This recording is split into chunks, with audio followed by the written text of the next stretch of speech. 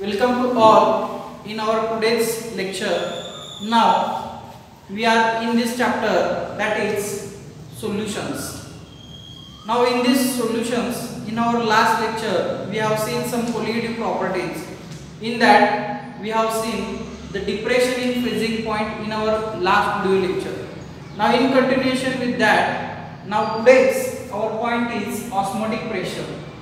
Now before going to this osmotic pressure, what is mean by osmosis, that we should know, then we will go in detail about the osmotic pressure.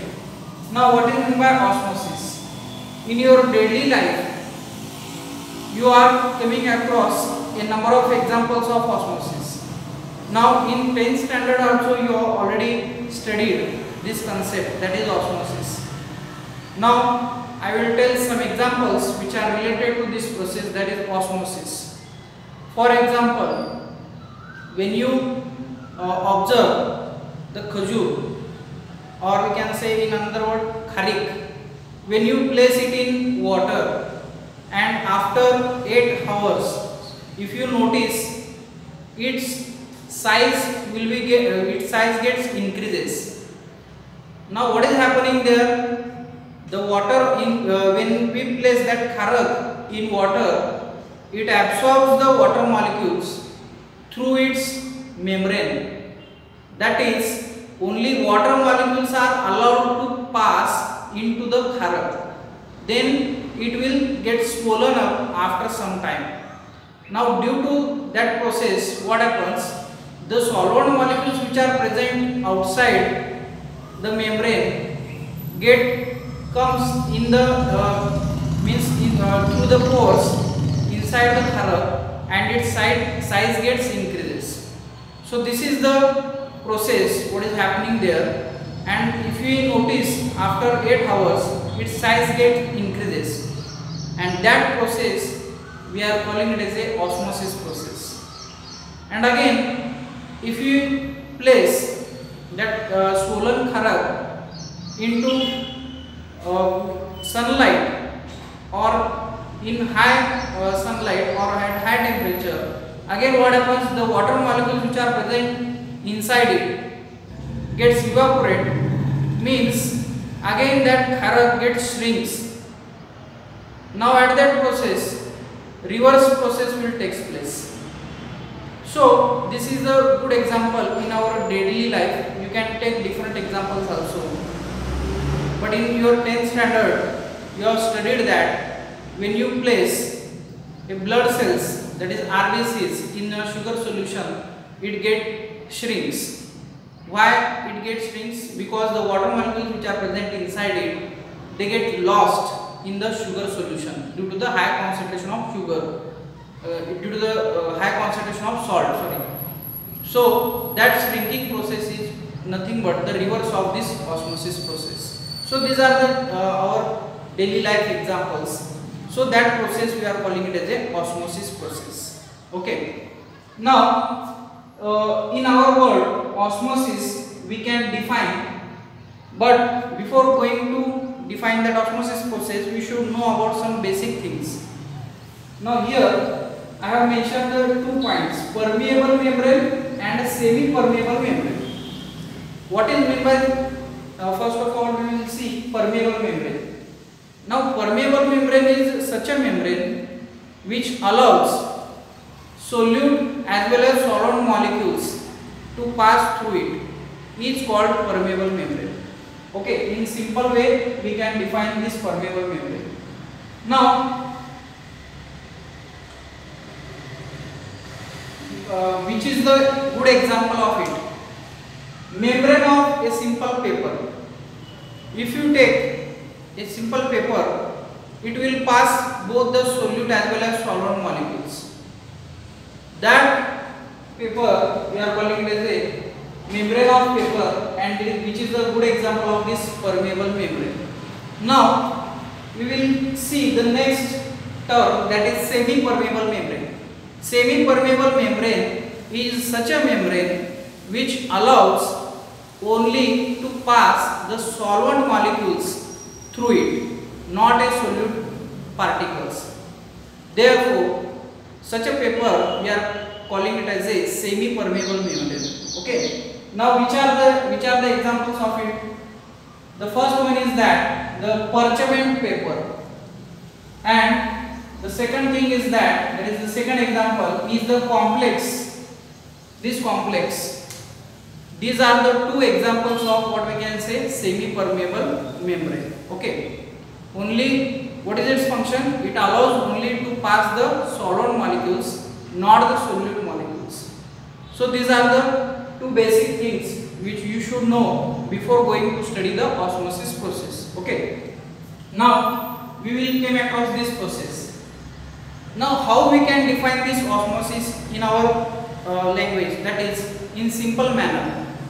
The osmosis process is that process which allows only to pass the solvent molecules from a lower concentration solution to the higher concentration solution. That process we are calling it as a osmosis process. Now we can take a good example of it. Look at here.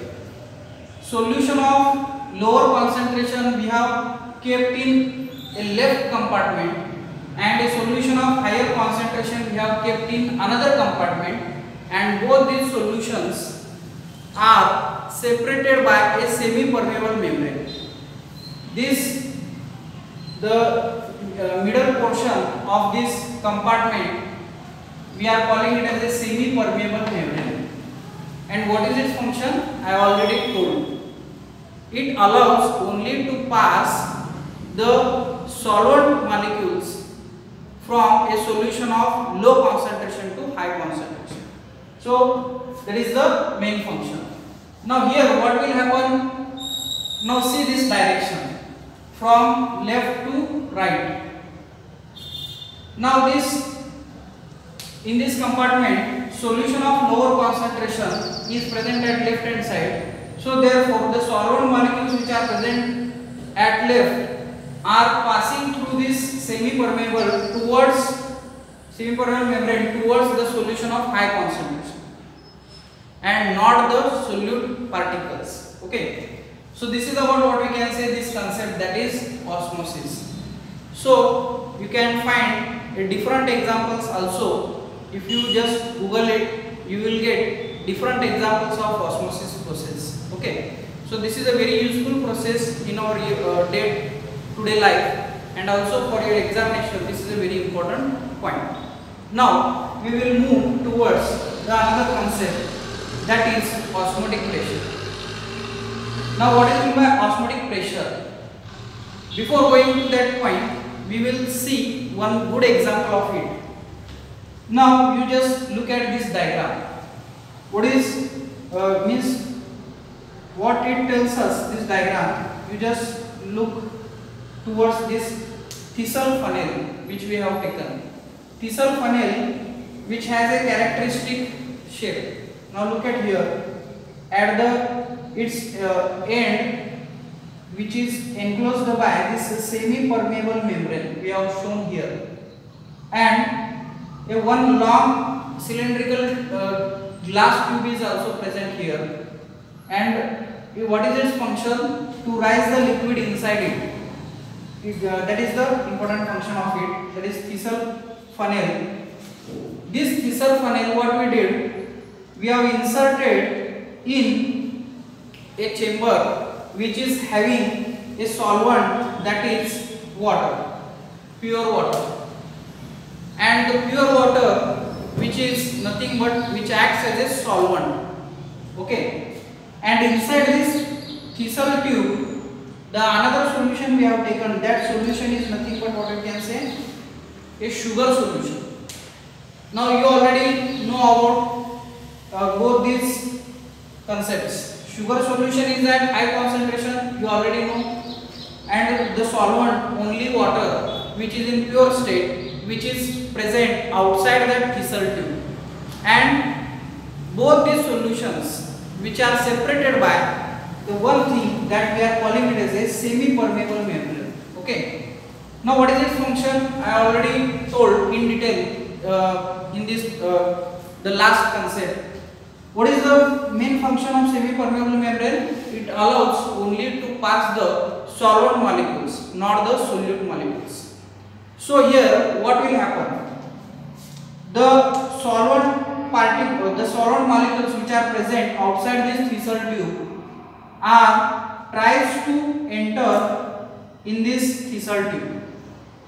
Before entering these solvent molecules in the Thesal tube, the level of sugar solution at the constant atmospheric pressure will be here. I have pointed it as a level A. But when process gets started, when this process gets started, the solvent molecules which are present outside this Thesal tube tries to enter in the Thesal tube through this semi-permeable membrane, and the level will not be here. After some time the level gets increases and it will reach to this level, that is level B. Okay. Now if we compare both these two levels, after some time its level gets increases. Due to that increasing level, so this is the difference what we can find after the experiment. This much height, that is h, gets increased in this Thesal tube. So this increasing that level, by that observation we can conclude that the solvent molecules which are present outside that Thesal tube gets entered in it, and due to that process its level get increases.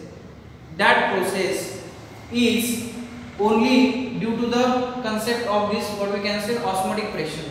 Means the solution or sugar solution, it tries to maintain its osmotic pressure, and due to that process what happens, its level get increases, and that all concepts we can explain with the help of this diagram. Okay. Now after this osmotic pressure, we can also show with the help of this increasing height. Means due to the osmotic pressure, to maintain the constant osmotic pressure, what you can say, its level gets increases. Okay. So this is the concept of what we can say, the osmotic pressure. Okay. Now we can also define that osmotic pressure like this: the excess mechanical pressure which is applied to a solution of high concentrated, that is glucose solution, by a solvent, or we can say the dilute solution, which is separated by a semi-permeable membrane here, that we already shown, and that pressure we are calling it as a osmotic pressure. Okay. So this is a very simple point, and we already explained in very simple manner. Now after this concept we will move to the next concept, that is reverse osmosis. All of you know about all these concepts. This is another separate concept which acts opposite to that of the osmosis process. That's why the name is given here, reverse osmosis. Now what it tells us, this word reverse, it already tells us which is the reverse of this osmosis process. So we can illustrate this concept by taking an example. This example will give you a complete solution of it after looking in detail of this example. Now I have taken a compartment. In that compartment, what I did, I have taken, means that compartment I have divided in two parts with the semi-permeable membrane. Now here I have written semi-permeable membrane. You just look at this figure. The middle portion which is you are going to see, that middle portion is nothing but what? Semi-permeable membrane. Okay.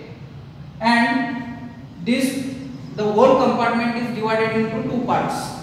The left part is having a pure water, and the right compartment of this compartment is nothing but consists of solution of high concentrated solution, or I have taken a good example, that is sea water, or you can also say a tap water. Okay. Now what you have to study in this concept? You already know about the osmosis process. In that osmosis process what will happen you already know. But here the reverse of that osmosis process takes place here. Now what is happening? We will just look at here. Suppose if we want to pass the solvent molecules from this solution of high concentrated to solution of low concentration, then what we have to do? We have to apply some excess pressure to it, then and then only that process can take place. And you already know about the working of this semi-permeable membrane.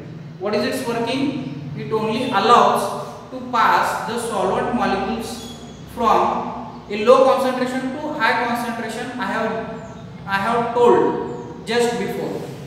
But in this case what is happening? Working is same, but due to the applying of this excess pressure, you just look at this part of the diagram. Excess pressure I have applied here, and due to the application of this excess pressure, reverse process will take place. That is, the solvent molecules which are present in a solution of high concentration, that is, the solvent molecules which are present in a sea water are now passing from right hand side to left hand side. In this case, this process, when it happens, only when we apply excess pressure to the solution of high concentration. Now I have shown the arrow from right hand side to left hand side. So therefore you just look at here, these three arrows, what it indicates means the solvent molecules which are present in the solution of high concentration now are passing from this side to this side. Means whenever we want to separate a solvent molecules from a solution of high concentration to solution of low concentration, this concept we are using at that time. Okay. Now what is its application? Whenever we are coming to the application point, this reverse osmosis also has many applications. Now the best example we can take, the purification of sea water. Okay. Now in the purification of sea water, what you have to take, at this side we have to take a sea water and we have to apply excess pressure to it. Then by this process what happens? In sea water, when the solvent particles, that is pure water particles are present, they get passed through the solution through the another side where the pure water is there, and by this process we can separate out a pure water from a sea water, or we can also say tap water. Means by this reverse process we can separate out a pure water from tap water. Now nowadays in you are coming across different examples, that is RO water. That RO water, in that process what they actually did, this concept they have used. You already seen in different advertisements RO, UV, like this. Okay. Whenever you are going to just purchase a purifier, they will tell this our model works on this principle RO and UV. Means RO in the sense reverse osmosis technique is used in that model. So therefore they are using these names RO, UV, like that. Okay. So this is the main application of what I can say, the reverse osmosis. And again, after completing this point, we will move to the next part of our chapter, that is what is meant by isotonic, hypertonic and hypotonic solutions. So this is also very important concept regarding the solutions. Now we will see one by one. What is meant by isotonic solutions? First we will see, then hypertonic solution and hypotonic solutions. Comparatively, we can study all these three solutions. Now all these three solutions based on the concept of concentration. Okay. Now how they depends on concentration, we will look at here. Isotonic solutions. How we can define it? When two or more solutions having same osmotic pressure, then they are termed as isotonic solutions. Now with the example you will get a full knowledge of it. What is meant by isotonic solution? Now just look at this example. When 0.1 molar urea solution, when we compare it with 0.1 molar sucrose solution, then here the term concentration is fixed in both the case. Therefore, such types of solutions are called as a isotonic solutions. Okay, in which the pressure is equal on both the solutions. Okay. As the concentration is same, that is number of particles will also be same. Now if you look at the second part of this solution, that is hypertonic solution. Now how we are going to define it? You just look here. If two solutions have unequal osmotic pressure, the more concentrated solution with higher osmotic pressure is called hypertonic solution. Now we are coming to the point of osmotic pressure here also. One simple thing you just keep in mind, the solution which is in higher concentration, it has more number of particles. If it has more number of particles, means it has more osmotic pressure. That point you have to keep in mind for your simplicity. That's why here we have said, if the two solutions have unequal osmotic pressure. When it has unequal osmotic pressure, with the example you will get a full knowledge. See this 0.1 molar urea solution and 0.5 molar sucrose solution. If we compare both these solutions, which solution is at higher concentration? 0.5 molar sucrose solution. Why? Because the number of solute particles are more in this case, means it has more osmotic pressure, and such a solution we are calling it as a hypertonic solution. Now only by comparing we can say which is at higher concentration, and that solution we are calling it as a hypertonic solution. Okay. So these are the good examples of it. You can take different examples also. And here the third point, hypotonic solution. What it tells us?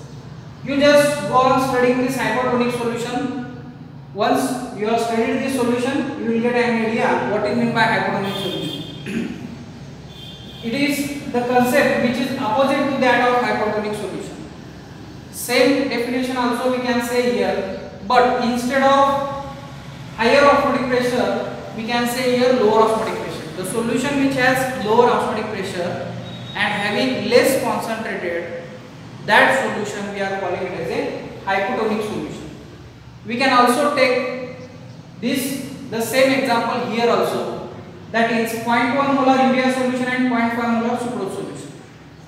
Now here which solution acts as a hypotonic solution? Instead for hypotonic we have said the solution which is at high concentration, but here we can say the solution which is at low concentration as compared with the another solution, that solution we are calling it as a hypotonic solution. Therefore the answer is that 0.1 molar urea solution in comparison with this 0.5 molar sucrose solution is a hypotonic solution. Okay, the solution which is at less concentration called hypotonic solution. So these are the three types of solutions. I have explained it in very simple manner. You just go on studying different examples also. you will get an idea. So this is a concept very important in this chapter. Now the simple thing we can explain with the help of derivations also. That point we will clear in this concept. Osmotic pressure and concentration of solution. Now what is meant by osmotic pressure we already studied, and this concept concentration of solution we are expressing its concentration in different manner that we are studying in the form of equations. Now we will take some example. For very dilute solution, osmotic pressure follows this equation. Look at this equation. You already know about the PV is equal to nRT term. That concept or that equation we are using for gases laws. But here the same concept, but we are using for solutions. Here no gas is there and we are not interested in the study of the gases, but here we are interested in the solutions only. So in solutions, meaning of the terms are same, but some different changes are there which I have going to explain here. Pi is equal to N2 upon V RT. All these terms I will explain in detail, but PV is equal to nRT. This equation you already know. What this equation tells us? This equation is nothing but for ideal gas we are using. Here what we did, we have kept pressure as it is, and this V we have transferred to the right hand side. Then you will get an idea how this equation get occurred. Okay. Here in solutions, for the notation of pressure we are using this term, that is pi, and number of moles of solute we are using for that notation N2, and this V you already know, volume of that solution we can say, and this R you already know, that is real constant, and T is the absolute temperature at which we are doing that process. So here are the different notations which I have explained in detail here. V is the volume of solution in dm cube, that is in liter. N2 is the number of moles of non-volatile solute, and R is the constant, and its value I have given here, and pi is the osmotic pressure which I have explained here also. So this term, that is N2 upon V, is nothing but what we can say concentration in molarity. Okay. Now molarity is nothing but what we can say number of moles of solute particles when dissolved in a kg or dissolved in a volume of solvent.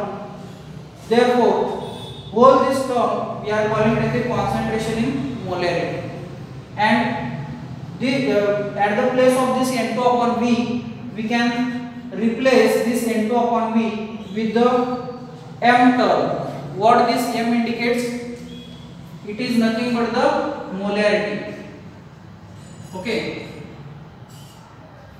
And that changes we have did in this equation final, that is pi is equal to mRT. So this is the equation for the osmotic pressure and its relation with concentration of the solution. Instead of concentration, we have used this molarity term, and pi is nothing but what we can say osmotic pressure. So this is the relation between both of them. Okay. You just go on studying all these concepts for your clear ideas. You just go on looking, repeat this video for number of times, then you will get an idea. And those students who are new to this channel, you just go on subscribing this channel, and you just like the videos, and you can also comment in comment box. Okay. And those students who actually want these concepts, you just share these videos. Thank you very much.